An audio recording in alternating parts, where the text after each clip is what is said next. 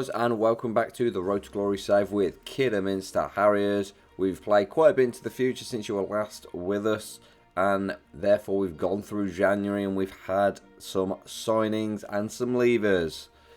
And in terms of leavers, there are three pretty much. So Kane Felix has left to go on loan to Bolstering.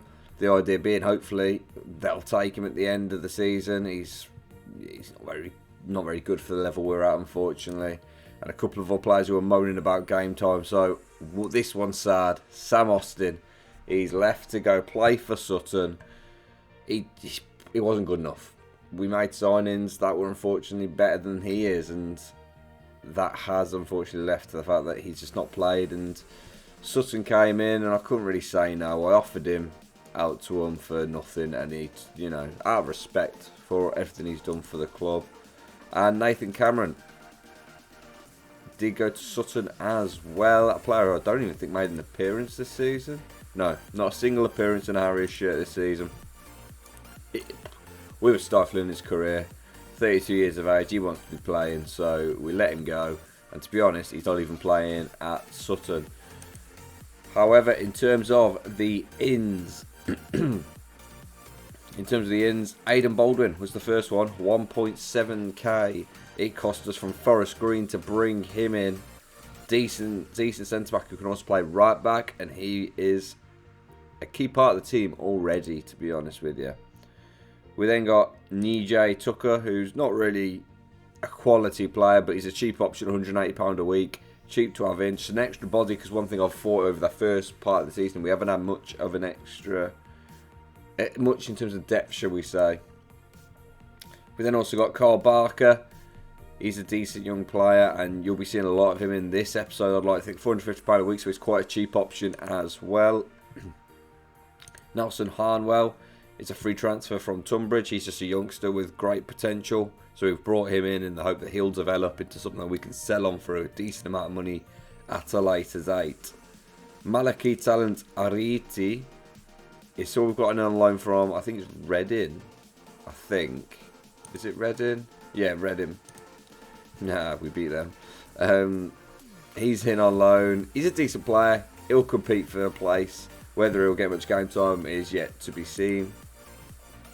We've also got Tom Sharp from Slough, another youngster with a lot of potential. And if he can match that potential, then again, he's someone that we could probably sell on for quite a bit in a couple of years' time. And then Tristan Aldine Goodridge. It's just another option on the wing. Another bit of backup, an extra body in the squad. That's all he is. He's a cheap option to do as well. So I thought, why not? 15 pace.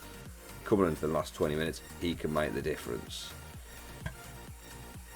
So all in all, that is exactly the squad we've built. We've let go of 3 players. We've put in, 7, 8 players. Just to help build up the amount of players we have in the actual team. We now are going to go through how we've done since you last saw us. And it's been okay.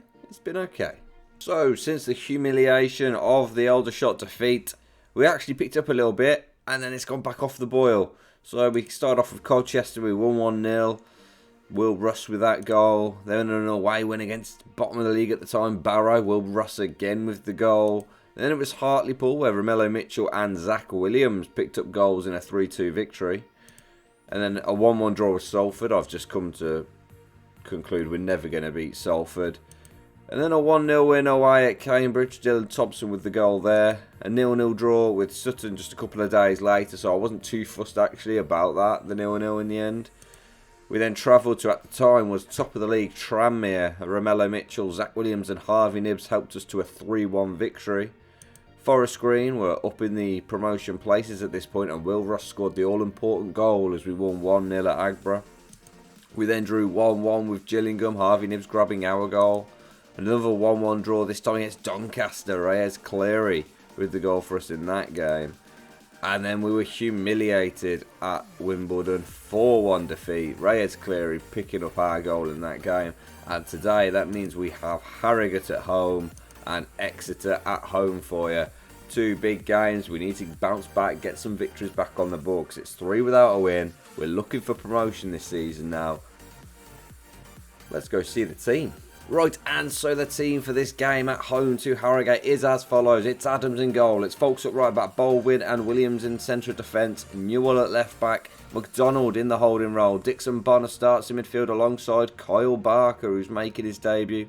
Harvey Knibb starts on the right wing. Occo Flex starts on the left wing. And it's Will Ross up front. Let's do this, boys. Very important we get off to a winning start in today's episode. Very important, especially after that defeat to Wimbledon. Definitely humbled us quite a lot, considering the form we had been in. So, fingers crossed. Victory here will just put us back on track. Well, not a single highlight in that first half. As you can see, we have controlled the game. 8 shots to their 1, 7 on target to their 0. But all in all, absolutely nothing in terms of highlights. It's 0-0. We need to change that. We need to take the game to them a little bit more. We've got to be aiming to win this game now, really. The way that first half's gone, we should be 1 or 2-0 up, you'd feel, looking at the stats. And right, at the start of the second half is an injury. It's Nathan Newell at left back, so it's just a simple swap, really. We're going to put Caleb Richards on. I think Armstrong Occo Flex is a little tired as well, which means we're going to bring Romello Mitchell on for him to take up that role. So that's a double sub we're making. Newell and Occo Flex off, Mitchell and Caleb Richards on. To be honest, it makes us a little stronger, I think. Oh no, oh no, we've got the ball back. I thought Harrogate were going to come forward there. Harvey Knibb's on that ball. Oh, that's poor. Baines picks up at the back for Harrogate. Big boot forward. We've actually won that ball. Barker, here we go. First time we actually get to see him in a highlight. That's loose from Mitchell. That's really loose. Or was it Richards? I can't remember. Williams, Barker. Come on, boys. Don't let their pressing play stop us here. What a ball that is. Mitchell's in. Just got to pull it across here. And he does. Nibs. 1-0. Come on.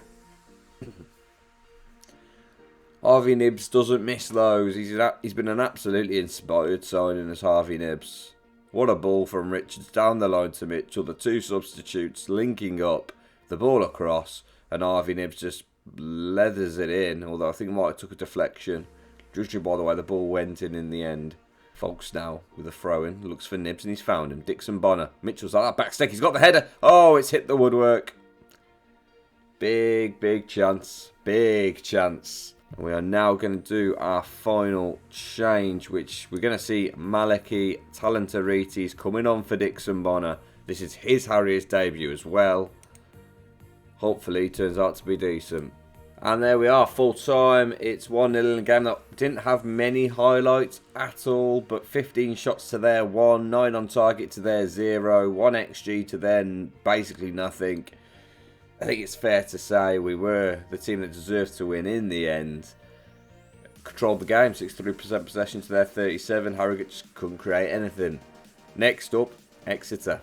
Right, so here we are at Exeter. Well, at Agborough playing Exeter.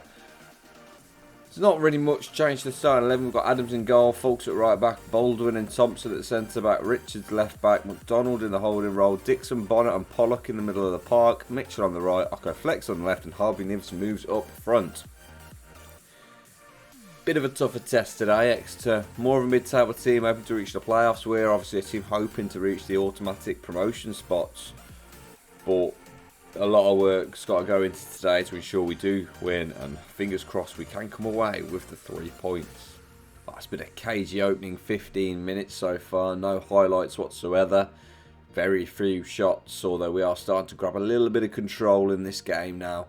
Exeter not really doing much, but obviously that could change in a second in football. Although here is the first highlight, folks. Dixon Bonner. Mitchell looking for Knibbs. He finds him. That's poor. That's very poor from Harvey. Stubbs at the back now for Exeter. And they'll look to... Oh, Richards nips in well. Occo Flex now. Coming down the left-hand side. Can he whip it across? He can do. McDonald's there. Mitchell! It's 1-0. It's a brilliant ball in from Occo Flex. And I think it's McDonald who heads it on. And then Mitchell's there to tap home at the back stick. Look at this. Brilliant ball in. Header. It is going wide. Mitchell does need to be there. And he taps home. And it's Kidderminster 1, Exeter 0. So half time comes. It is 1-0 to the Harriers. That goal from Romello Mitchell. The difference as it stands. We've been in control, to be honest. We've been very good. And I'm hoping that persists and continues. It'd be nice to get 2 victories on camera.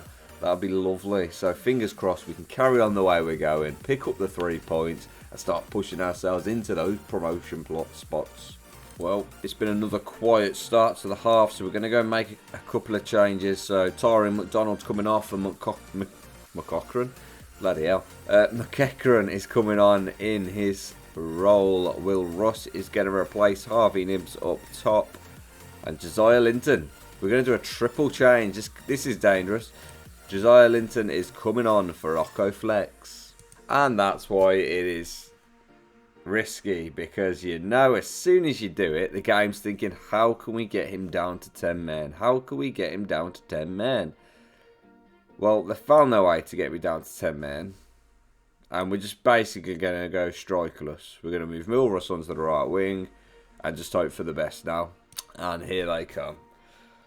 Oh, this is bad. This is bad management from me, and it's my fault because I've done the triple change. I should never have done a triple change, and then Jay's in. As he always headed over, but we should never have done the triple change. Should never have done it. It's a risky move because obviously you leave yourself open to an injury or a red card. And McEachran's corner kick in here is headed away, but Dixon Bonner should get that ball back for us, and he does. Will Ross, is he in here? He is! No flag! 2-0! Come on! The 10 men of Harriers push on, grab a goal, and surely seal the victory now. Beautiful play. Oh, is Ross onside? He looked off to me. He looked off to me, but I ain't going to moan. It's 2-0. Come on! We're actually going to see it, folks. Oh no, he is on. Did not see number 12. And there we have it. It is a 2-0 victory despite finishing the game with 10 men. Exeter did not have an answer to break us down. To be fair, we are a good team. We're very good defensively, so it is quite hard to break us down. Obviously, Wimbledon managed it, but all in all, we're tied on points for second. It's so tight at the top here. You've got Wimbledon on 57 in 6th. And then you've got Forest Green on 58. And then there's 3 teams tied on 59 points. Tranmere, back top of the league, 65 points. They've got a nice healthy lead, plus a game in hand on quite a few of us. So they will surely be feeling quite comfortable at top of the league. But that is it for today. 2 massive victories, 2 massive clean sheets, and we've put ourselves right in with a chance of those automatic promotion spots. We've just got to keep it up now. We've bounced back from that Wimbledon result. Now we've got to keep pushing on. If you've enjoyed the episode, please do drop the video a like, give a subscribe, and I will catch you guys later.